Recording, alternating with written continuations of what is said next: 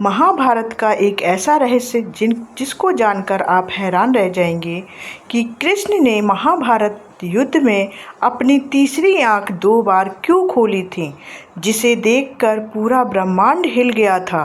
और क्या यह सच में ऐसा था कि दुनिया के अंत की आहट दिखा रहा था? तो इन सभी सवालों के जवाब जानेंगे आज के इस वीडियो को पूरा ज़रूर देखिएगा। क्या आपने कभी सोचा है कि जब भगवान श्री कृष्ण ने महाभारत के दौरान अपनी तीसरी आंख खोली होगी तब वह दृश्य कैसा होगा? क्या सचमुच आकाश कांप उठा होगा? क्या धरती का संतुलन बदल गया होगा? क्या किसी ने ब्रह्मांड की अनसुनी गूंज सुनी होगी? और सबसे बड़ा प्रश्न, आखिर कृष्ण ने यह तीसरी आंख 2 बार क्यों खोली थी? यह कोई साधारण रहस्य नहीं है। यह वही रहस्य है जो समय और युगों से परे जाकर आज भी हमें झकझोरता है। महाभारत केवल युद्ध की कथा नहीं है, यह ब्रह्मांडीय व्यवस्था और धर्म अधर्म के शाश्वत संघर्ष का दस्तावेज है। इस महाकाव्य में ऐसे अनगिनत रहस्य छिपे हैं, जिनमें से सबसे बड़ा है कृष्ण की तीसरी आँख का। कहा जाता है कि तीसरी आँख केवल देखने का साधन नहीं है, बल्कि सत्य की अनुभूति का प्रतीक है। जब यह खुलती है तो केवल दृश्य जगत ही नहीं, अदृश्य जगत भी प्रकट हो जाता है। तीसरी आँख के बारे में हमने भगवान शिव के लिए सुना था, यहाँ कृष्ण की बात हो रही है। साधारण मनुष्य अपनी इंद्रियों से सिर्फ बाहरी संसार देखता है, लेकिन जब तीसरी आँख खुलती है तो समय का रहस्य, आत्मा का मार्ग और सृष्टि का चक्र सब सामने आ जाता है। यही शक्ति भगवान कृष्ण ने 2 बार प्रकट की थी और हर बार इसका उद्देश्य अलग था। पहली बार तब जब अर्जुन का मन डगमगाने लगा और उन्होंने युद्ध करने से इनकार कर दिया। दूसरी बार तब जब दुर्योधन के सामने कृष्ण ने अपने विराट स्वरूप का परिचय दिया। लेकिन इन दोनों मौक़ों पर सिर्फ दिव्यता नहीं, बल्कि ब्रह्मांड की आंतरिक धड़कन भी प्रकट हुई थी। जब युद्ध शुरू होने से पहले अर्जुन ने अपना धनुष नीचे रख दिया और कहा कि वह अपने ही बंधुओं को कैसे मार सकते हैं, तब उनका हृदय मोह और ममता से बंधा हुआ था। वह धर्म और कर्तव्य के बीच उलझ गए थे। अर्जुन की इस कमजोरी ने महाभारत के युद्ध को रोकने की आशंका पैदा कर दी थी। उसी समय कृष्ण ने मुस्कुराते हुए अर्जुन से कहा कि यदि वह सत्य देखना चाहते हैं तो उसकी आँखें खोलनी होंगी, लेकिन वे साधारण आँखें नहीं, बल्कि ज्ञान की आँखें होंगी। और फिर उसी क्षण कृष्ण ने अपनी तीसरी आँख खोली। उस पल अर्जुन ने जो देखा वह शब्दों में कहना असंभव है। उसने देखा कि कृष्ण का शरीर केवल एक मनुष्य का शरीर नहीं, बल्कि पूरा ब्रह्मांड है। उन्होंने देखा कि आकाश, नदियाँ, पर्वत, सूर्य और तारे सब कृष्ण में ही समाये हुए हैं। अर्जुन ने देखा कि सारे योद्धा, चाहे पांडव हो या कौरव, सब उसी विराट के मुख में प्रवेश कर रहे हैं और समय उन्हें निगल रहा है। वह दृश्य इतना अद्भुत और भयावह था कि अर्जुन का हृदय कांप उठा। उसने समझ लिया कि युद्ध केवल रिश्तों और राज सिंहासन का संघर्ष नहीं है, बल्कि धर्म और अधर्म की निर्णायक लड़ाई है। कृष्ण की तीसरी आँख ने अर्जुन को वह दृष्टि दी जो मनुष्य को अपने कर्म और नियति का सही स्वरूप दिखाती है। उस दर्शन के बाद अर्जुन के संदेह मिट गए और वह युद्ध के लिए खड़ा हो गया। लेकिन यह केवल एक बार की घटना नहीं थी। महाभारत में एक और अवसर आया जब कृष्ण ने फिर से अपनी तीसरी आँख खोली। यह वह समय था जब युद्ध अभी शुरू भी नहीं हुआ था। शांति की अंतिम कोशिश की जा रही थी। पांडवों ने कृष्ण को अपना दूत बनाकर कौरवों की सभा में भेजा। कृष्ण ने दुर्योधन से कहा, पांडव युद्ध नहीं चाहते हैं, उन्हें केवल 5 गांव दे दो और वे शांतपूर्वक रह लेंगे। लेकिन दुर्योधन को हृदय अहंकार और द्वेष से भर चुका था। उसने हंसते हुए कहा कि सुई की नोक जितनी भी जमीन वह पांडवों को नहीं देगा। कृष्ण ने बार बार उसे समझाया कि यह युद्ध विनाशकारी होगा, लेकिन दुर्योधन नहीं माना, बल्कि उसने यह षड्यंत्र रचा कि सभा में कृष्ण को कैद कर लिया जाए।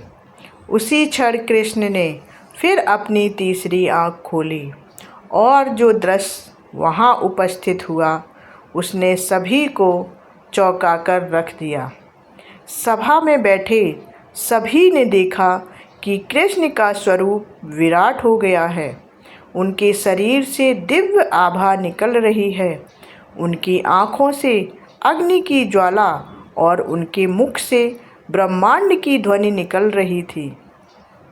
उनके भीतर देवता, ऋषि और अनगिनत लोग प्रकट हुए। भीष्म और द्रोण जैसे महान योद्धा उनके आगे हाथ जोड़कर खड़े हो गए। विदुर की आंखों से आंसू बहने लगे। सभा कांप उठी, लेकिन दुर्योधन का हृदय फिर भी अंधा रहा, क्योंकि तीसरी आँख का प्रकाश केवल उन्हीं को दिखाई देता है जिनका मन सत्य और धर्म के प्रति खुला हो। अब प्रश्न यह है कि आखिर कृष्ण ने यह तीसरी आँख क्यों खोली थी? इसका कारण केवल अलौकिक शक्ति दिखाना नहीं था। असल में कृष्ण संदेश देना चाहते थे कि धर्म जब भी खतरे में पड़ता है और अधर्म अपनी सीमा पार कर लेता है, तब स्वयं हस्तक्षेप करता है। तीसरी आँख केवल दर्शन कराने का साधन नहीं है, यह चेतावनी भी थी। यह चेतावनी अर्जुन के लिए थी कि वह अपने मोह को छोड़कर धर्म के लिए खड़ा हो जाए, और यह चेतावनी दुर्योधन के लिए थी कि यदि वह अन्याय पर अड़ा रहेगा तो उसका विनाश निश्चित है। कृष्ण की तीसरी आँख केवल व्यक्तिगत घटनाओं का रहस्य नहीं खोलती, बल्कि यह पूरी मानवता के लिए एक दर्पण है।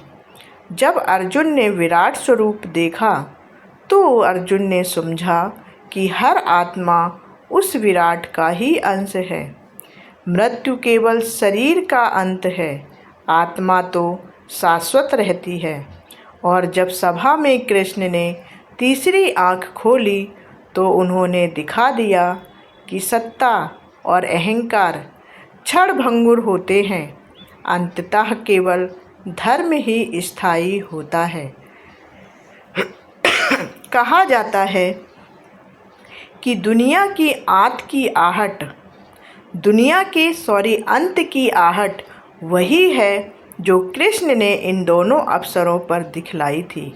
इसका अर्थ है कि ब्रह्मांड के भीतर एक गूंज हमेशा चलती रहती है। यह गूंज तब तेज हो जाती है जब अन्याय बढ़ता है, जब संतुलन बिगड़ता है। कृष्ण उस गूंज को सुन सकते थे क्योंकि उनकी तीसरी आँख खुली थी। वह गूंज संकेत देती है कि समय अब परिवर्तन की ओर बढ़ रहा है। यही कारण था कि उन्होंने अर्जुन को वह दृष्टि दी और दुर्योधन को वह चेतावनी। अगर हम इस घटना को दार्शनिक दृष्टि से देखें तो समझ में आता है कि तीसरी आँख असल में भीतर की आँख है। यह हमें दिखाती है कि जीवन केवल बाहरी संघर्ष नहीं है, बल्कि भीतर का युद्ध भी उतना ही बड़ा है। हर व्यक्ति के भीतर एक कुरुक्षेत्र है, जहाँ इच्छाएं और कर्तव्य, लोभ और धर्म, अहंकार और विनम्रता आपस में लड़ते हैं। जब हम अपनी तीसरी आँख खोलते हैं तभी हम सत्य को पहचान पाते हैं और सही निर्णय तभी हम ले पाते हैं। कृष्ण ने 2 बार तीसरी आँख इसलिए खोली क्योंकि मानवता को 2 संदेश देने थे। पहला संदेश कि धर्म और कर्तव्य से भागना नहीं चाहिए, चाहे सामने अपने प्रिय ही क्यों ना हो। दूसरा संदेश यह कि अन्याय चाहे कितना भी ताकतवर क्यों ना हो, उसका अंत हमेशा निश्चित होता है। इन दोनों संदेशों के बिना महाभारत का युद्ध केवल रक्तपात होता, लेकिन तीसरी आँख ने इसे आध्यात्मिक संदेश बना दिया। आज भी जब हम महाभारत पढ़ते हैं तो लगता है जैसे वह केवल प्राचीन कथा नहीं बल्कि हमारे जीवन की सच्चाई है। हर युग में धर्म और अधर्म का युद्ध होता है। हर युग में अर्जुन जैसे लोग मोह में पड़कर अपने कर्तव्य से पीछे हटना चाहते हैं और हर युग में दुर्योधन जैसे लोग सत्ता और अहंकार के कारण अंधे हो जाते हैं। और हर युग में कृष्ण की तीसरी आँख चेतावनी देती है कि संतुलन बिगड़ेगा तो काल स्वयं हस्तक्षेप करेगा। अब सोचिए जरा, अगर कृष्ण ने तीसरी आँख ना खोली होती तो क्या अर्जुन युद्ध करते? क्या दुर्योधन को चेतावनी मिलती? शायद नहीं। तीसरी आँख ने न केवल युद्ध को संभव बनाया बल्कि उसे धर्म और अधर्म की लड़ाई का रूप दिया। यही कारण है कि आज भी जब हम कृष्ण की तीसरी आँख कहते हैं तो उसमें केवल चमत्कार नहीं बल्कि भविष्य की गूंज छिपी होती है। इसलिए महाभारत में तीसरी आँख खोलने के ये दोनों क्षण अमर हो गए। पहला क्षण अर्जुन को उसके धर्म का मार्ग दिखाने के लिए और दूसरा क्षण दुर्योधन को उसके विनाश की आहट सुनाने के लिए। एक ने आशा दी और दूसरे ने चेतावनी। यही है कृष्ण की तीसरी आँख का वास्तविक रहस्य। और अंत में जब हम इस पूरी कथा पर नज़र डालते हैं तो समझ में आता है कि महाभारत का युद्ध केवल एक ऐतिहासिक घटना नहीं है बल्कि हर युग की चेतावनी है। जब समाज में अन्याय बढ़ता है, जब लोग अपने कर्तव्य से पीछे हटते हैं, जब सत्ता के लिए धर्म का बलिदान होता है, तब कहीं ना कहीं कृष्ण की तीसरी आँख फिर से खुलती है। अंतर बस सिर्फ इतना होता है कि हम उसे देख पाते हैं या नहीं, क्योंकि तीसरी आँख का प्रकाश उन पर ही पड़ता है जो भीतर से सत्य की तलाश करते हैं। जो अहंकार में डूबे होते हैं उनके लिए यह प्रकाश भी अंधकार जैसा ही रहता है। अर्जुन ने देखा और बदल गया, दुर्योधन ने देखा लेकिन अंधा ही बना रहा। यही है दुनिया की अंत की आहट, वह कंपन, वह चेतावनी जो हर युग में गूंजती रहती है। तो अब सवाल यह है कि जब हमारे जीवन का कुरुक्षेत्र सामने आएगा तब क्या हम अर्जुन की तरह सत्य को देख पाएंगे या दुर्योधन की तरह अंधे बने रहेंगे? याद रखिए, कृष्ण की तीसरी आँख आज भी खुलेगी। वह हमें चेतावनी देती है, हमें राह दिखाती है, परंतु निर्णय हमेशा हमारा होता है कि हम उसे सुने या अनसुना कर दें। कुरुक्षेत्र का युद्ध तो समाप्त हो गया, लेकिन कृष्ण की तीसरी आँख से जो संदेश निकला वह आज भी जीवित है, क्योंकि धर्म और अधर्म का संघर्ष केवल इतिहास का हिस्सा नहीं बल्कि हर व्यक्ति की जीवन का हिस्सा है। जब भी हम भ्रमित होते हैं, जब भी हम कर्तव्य और मोह के बीच उलझते हैं। जब भी अन्याय सामने होता है और हम चुप रहते हैं, उसी समय तीसरी आँख की आहट हमें बुलाती है। प्रश्न केवल इतना है, क्या हम उसे सुन पाते हैं? कमेंट करके हमें ज़रूर बताएं इस सवाल का जवाब। और ऐसी ही धार्मिक रहस्य भरी कहानियों के लिए हमारे चैनल को